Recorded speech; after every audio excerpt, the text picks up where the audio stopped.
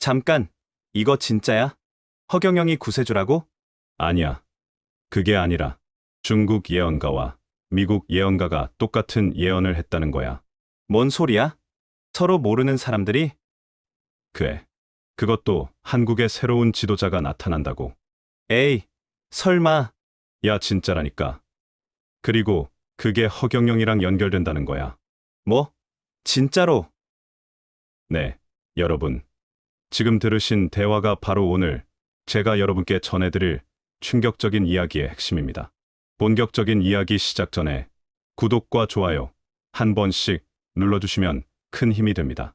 가족이나 친구들에게 영상 공유를 해주시면 나눌수록 행복은 2배가 됩니다. 자, 그럼 본격적으로 이야기를 시작해 보겠습니다. 우선 결론부터 말씀드리면 지금 전 세계가 균열 위에 놓여 있습니다. 러시아와 우크라이나 전쟁은 단순한 국지전이 아니었어요. 그 여파는 유럽 전체를 흔들고 있죠. 그리고 중국의 양지강은 3번이나 범람하며 수천만 명을 위협했고 대지진이 대륙을 흔들었어요. 바로 이런 혼란스러운 상황에서 2명의 예언가가 똑같은 메시지를 전했습니다. 한국이 위기 속에서 오히려 도약할 것이라고 말이에요. 먼저 마이클 스톤이라는 미국 남자 이야기부터 해볼게요. 이 사람은 오클라호마의 작은 마을에서 30년 동안 목수일을 하며 살아온 평범한 사람이었어요.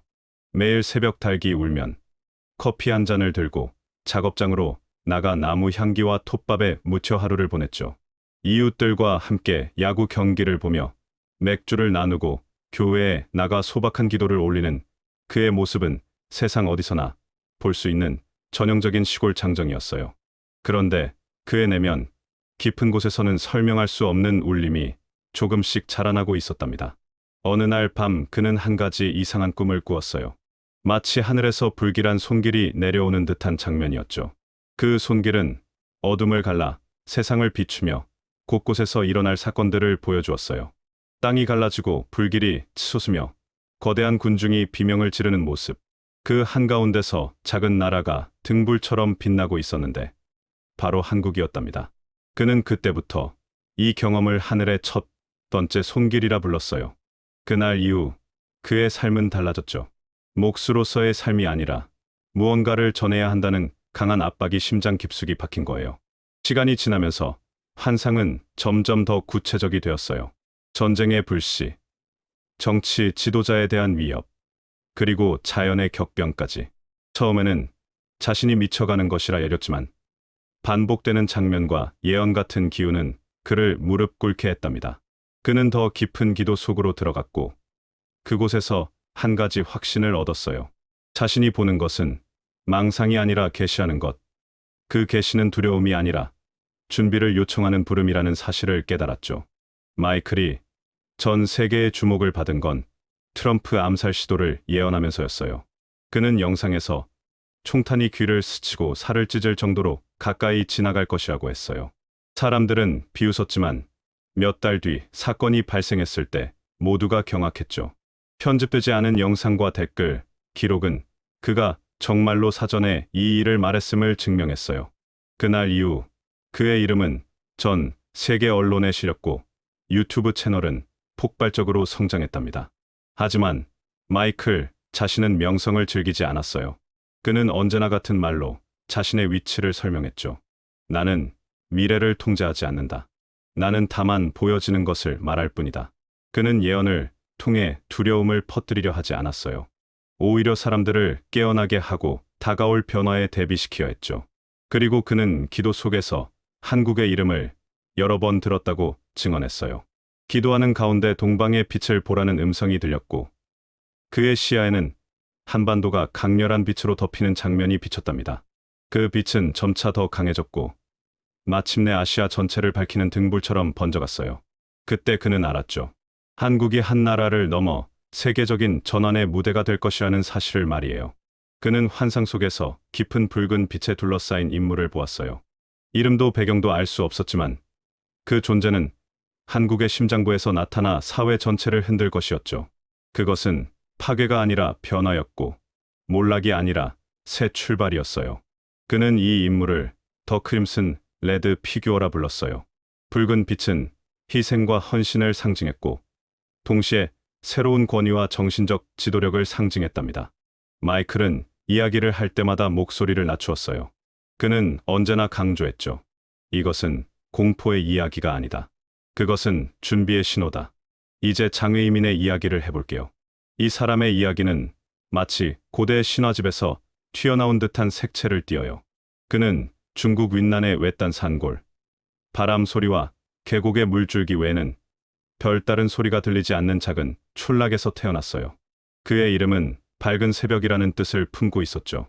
그러나 그 이름보다 더 특별했던 것은 태어난 지 몇 달 되지 않아 이미 말을 하기 시작했다는 점이었어요. 보통 아이들이 옹알이를 할 때 그는 분명한 문장을 뱉어냈어요. 처음에는 부모조차 믿지 않았죠. 하지만 아이가 다루는 말의 결이 점점 더 낯설고 깊어지자 그들은 불안과 경의 속에서 아이를 바라보았답니다.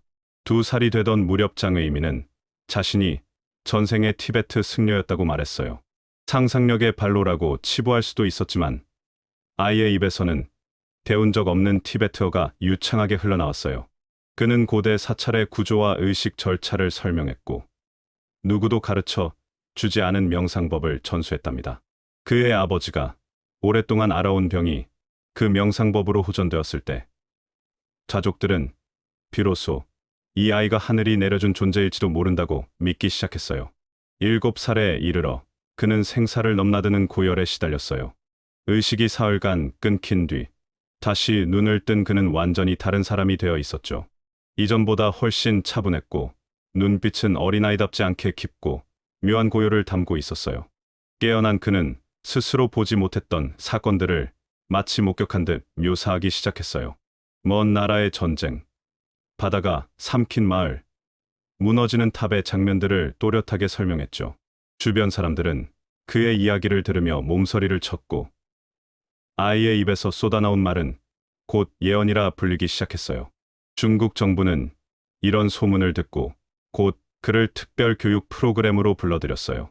다른 인디고 차일드들과 함께 훈련을 받았지만 장의민은 유독 독특했답니다. 그는 명령을 따르기보다 자신이 본 미래를 거침없이 말했고 과거와 미래를 동시에 본다며 시간은 직선이 아니라 얽힌 실타래와 같다고 설명했어요. 이는 철학적 발언이 아니라 그의 존재 전체를 규정하는 말처럼 들렸죠. 그 후 베이징에서 학문을 이어갔지만 결국 모든 것을 내려놓고 티베트로 향했어요. 고요한 설산에서 그는 명상을 통해 한 가지 확신을 얻었답니다. 모든 순간은 서로 얽혀 있으며 과거의 씨앗이 미래로 뻗어나가고 있다는 깨달음이었어요. 그 깨달음은 이후 그의 예언을 떠받치는 근본 사상이 되었죠. 문화 교류로 한국을 방문했을 때 그는 경복궁 근정전 앞에서 신발을 벗고 자리에 앉았어요. 빗물이 간간히 떨어지는 돌바닥에 무릎을 접은 채 그는 긴 시간 눈을 감고 궁궐의 기운을 느꼈답니다. 그리고 마치 홀린 듯 입을 열었어요. 왕의 기운이 돌아온다. 5산이 다시 모인다. 이 말을 들은 학자와 행인들은 등골이 오싹해졌어요. 아이의 입에서 흘러나온 한국어 예언은 고대의 메시지처럼 울려 퍼졌답니다. 그 후로 그는 더 큰 사건들을 예견했어요. 전쟁, 대지진, 원전 사고. 그리고 사람들은 깨달았죠. 소년의 입에서 나온 말이 망상이 아니라는 것을요.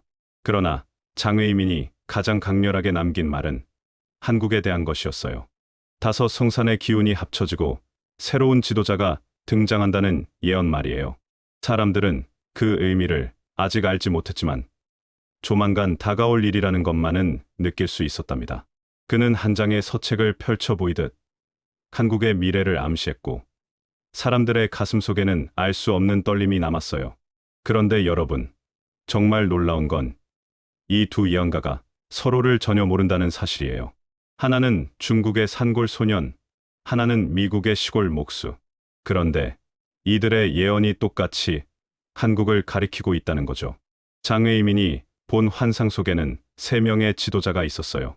산의 남자, 바다의 영혼, 불의 여인. 그 셋은 각기 다른 길에서 나와 결국 하나의 운명에 이끌려 한자리에 모이게 된다고 그는 말했죠. 산의 남자는 단단한 땅과 바위의 상징이었어요. 말보다 행동이 앞서며 화려한 수사 대신 소박한 실천으로 사람들의 마음을 얻는 인물이죠. 바다의 영혼은 끝없이 넓고 깊은 품을 가진 존재로 분열된 것들을 화해시키고 이어주는 외교적 재능을 지닌 인물이었어요. 불의 여인은 불꽃처럼 타오르는 정의의 상징으로 부정과 부패를 태워버리며 새로운 질서를 낳는 힘이었답니다. 한편 마이클은 깊은 붉은 빛으로 둘러싸인 인물을 보았어요. 그는 키가 크지 않고 소박한 외모를 지녔지만 눈빛은 깊고 강인했으며 사람들을 끌어당기는 힘은 외형이 아닌 내면에서 뿜어져 나왔답니다.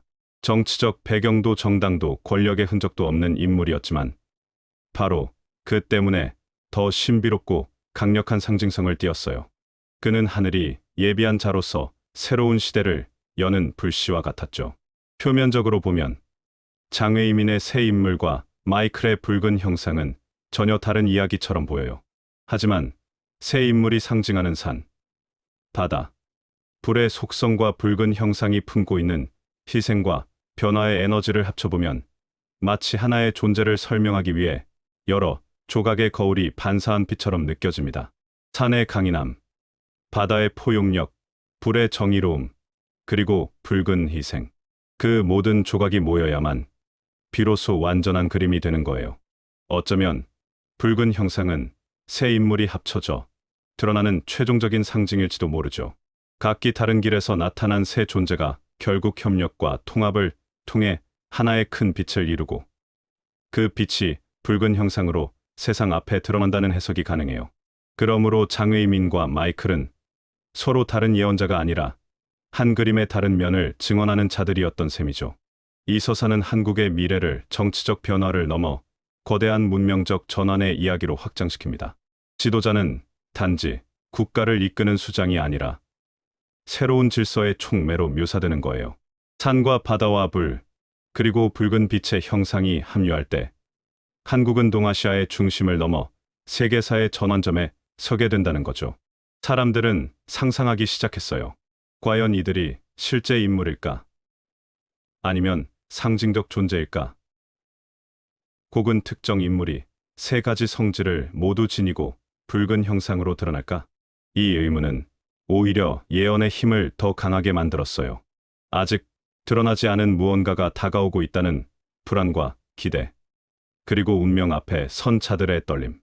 한국이라는 무대 위에서 역사의 대서사시가 점점 클라이맥스를 향해 쓰이고 있었던 거예요. 장외이민과 마이클이 공통적으로 말한 것은 한 가지였어요. 새로운 인물이 나타나는 순간 한국 사회 전체가 흔들릴 것이라는 점이죠. 그러나 그 흔들림은 새로운 시대를 위한 진통이라고 했어요. 봄에는 권력의 탑이 흔들리고 여름에는 갈등이 불타오르며 가을에는 지도자들이 모습을 드러내고 겨울의 추위 속에서 모든 것이 정화된 뒤 새로운 질서가 자리 잡는다는 장외이민의 서술은 마치 계절의 순환처럼 필연적인 과정을 설명하는 듯했어요. 마이클도 같은 맥락에서 경고했죠. 처음에는 극심한 혼란이 있을 것입니다. 기득권 세력들의 저항이 거셀 것이고 사람들은 급격한 변화에 당황할 것입니다. 그러나 이는 새로운 질서가 자리 잡기 위한 진통에 불과합니다. 붉은 형상이 나타나는 순간 기존의 정치 구조는 무너지고 좌파와 진보와 보수라는 낡은 대립은 의미를 잃게 될 것이라고 했어요. 그는 권력을 잡기 위해서가 아니라 섬기기 위해 등장한다고 했으며 그 섬김의 방식은 기존의 정치적 언어로는 설명되지 않는 전혀 새로운 형태의 리더십이었답니다. 이러한 변화 속에서 한국 사회는 가치관 자체가 흔들릴 거예요. 장외이민은 백성들이 진실을 요구하는 소리가 천지를 진동시킬 것이라고 했고, 마이클은 수많은 이들이 자발적으로 도시를 떠나 새로운 삶을 찾아 나설 것이라고 했어요. 좁은 아파트와 막힌 도로를 버리고 들판과 산, 작은 마을에서 자신들의 꿈을 새롭게 그리는 젊은 세대가 나타날 거라는 거죠. 그들은 더 이상 기업의 부속품이 되기를 거부하고 공동체와 창조적 삶을 추구하는 주인이 될 것이라고 했어요. 이 현상은 영적 각성에서 비롯된 집단적 움직임이에요. 세속적 성공이 아닌 더 깊은 차원의 의미와 가치를 향한 갈망이 이끌어낸 대탈취죠. 그 과정에서 수많은 사람들은 불안과 혼란을 겪겠지만 동시에 전혀 새로운 기회와 자유를 경험할 거예요. 정치, 사회, 경제의 구조가 동시에 흔들리며 한국은 세계 어디에서도 본 적 없는 변화를 맞이하게 된다는 거죠. 기존의 틀 속에서는 설명할 수 없는 문명적 대전환이 한반도에서 시작되는 거예요. 그리고 그 중심에는 산의 남자, 바다의 영혼, 불의 여인, 그리고 붉은 형상으로 상징되는 새로운 인물이 있을 거라는 겁니다. 두 예언자는 모두 한국의 통일을 거대한 전환점으로 보았어요. 그러나 그 통일은 영토의 합병이나 제도의 통합을 의미하지 않았죠. 그것은 민족의 영혼이 다시 하나가 되는 사건이었어요. 장외이민은 분리된 뿌리가 다시 하나로 모일 때 동방의 빛이 세상을 비추리라고 말했어요. 그는 남과 북의 합의를 땅의 재편이라기보다 영적 차원의 결합으로 설명했죠. 마이클도 같은 비전을 보았어요. 그는 2025년을 1차 통일의 해로, 2030년을 완전한 통일의 시기로 언급했어요. 그리고 그 과정은 정치적 협상으로 이루어지는 것이 아니라 국한의 철막이 무너지고 수많은 사람들이 자유와 복음을 받아들이는 거대한 영적 부흥과 맞물려 있다고 했답니다. 북한 주민들의 순수한 신실함이 한국의 부흥을 이끄는 원동력이 될 것이라는 그의 말은 통일을 영토의 확장이 아닌 새로운 결합의 창조로 바라보게 하죠. 통일된 한반도는 그 자체로 동아시아의 판도를 바꿀 힘을 가져요. 7천만 명이 넘는 인구, 남한의 기술력, 북한의 지하자원, 그리고 단단한 민족 정체성이 합쳐질 때 그 힘은 일본도, 중국도, 러시아도 무시할 수 없는 새로운 축이 되는 거죠. 장외이민은 중국 공산당의 붕괴를 예언하며 그 거대한 거짓의 탑이 모래성처럼 무너질 것이라고 했어요. 그는 그 순간 동방에서 시작된 변화의 바람이 중국과 일본, 동남아시아 전체로 퍼져나갈 것이라 보았죠. 마이켈 또한 한국이 동양과 서양, 북방과 남방을 이어주는 다리가 될 것이라고 했어요.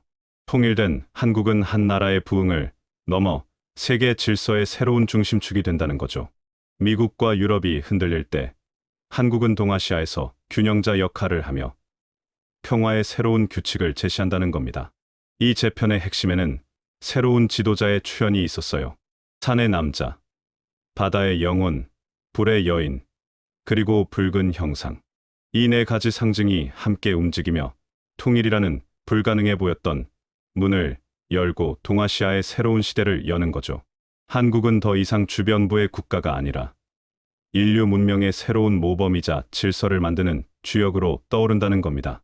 두 예언자가 공통적으로 강조한 것은 물질적 번영을 넘어선 영적 전환이었어요. 장외이민은 시간과 역사가 직선이 아니라 나선형으로 순환한다고 보았어요. 과거의 패턴은 형태를 바꾸어 다시 반복되며 인류는 그 과정 속에서 새로운 깨달음에 도달한다는 거죠. 그는 한반도에서 시작되는 변화가 인류 전체가 새로운 문명 단계로 들어서는 전환점이라고 했어요.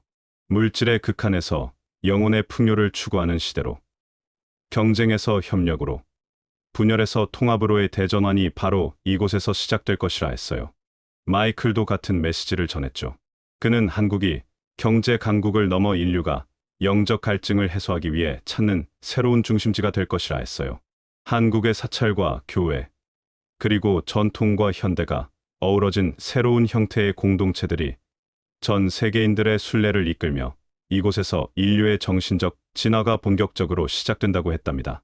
그는 1907년 평양 대부흥 운동보다도 더 강력한 성령의 역사가 한국 땅을 덮을 것이라고 예언했어요. 이것은 인류가 새로운 의식으로 진입하는 집단적 진화의 과정이었죠. 장외이민이 말한 왕의 기운이 돌아온다는 메시지는 곧 민족적 자각이자 전 인류가 새로운 정신적 질서를 발견한다는 의미였어요. 그리고 마이클이 말한 붉은 형상은 그 각성의 촉매였죠. 희생과 헌신, 새로운 질서와 영적 권위, 그것이야말로 붉은 빛이 상징하는 힘이었답니다. 한국의 젊은 세대는 이러한 변화의 중심이 될 거예요. 기업의 노예가 되기를 거부하고 자본의 틀에서 벗어나 자신들의 꿈과 공동체를 창조하려는 새로운 세대가 등장한다는 거죠. 이들은 더 이상 서구의 물질주의에 매달리지 않고 동양적 공동체 정신과 영적 가치를 세계 앞에 내놓는다는 겁니다. 이 과정에서 세계는 한국을 동방의 등불로 보게 될 거예요. 미국과 유럽이 휘청거리는 동안 동아시아의 작은 반도에서 시작된 빛은 점점 더 강하게 퍼져나간다는 거죠. 사람들은 깨닫게 될 거예요.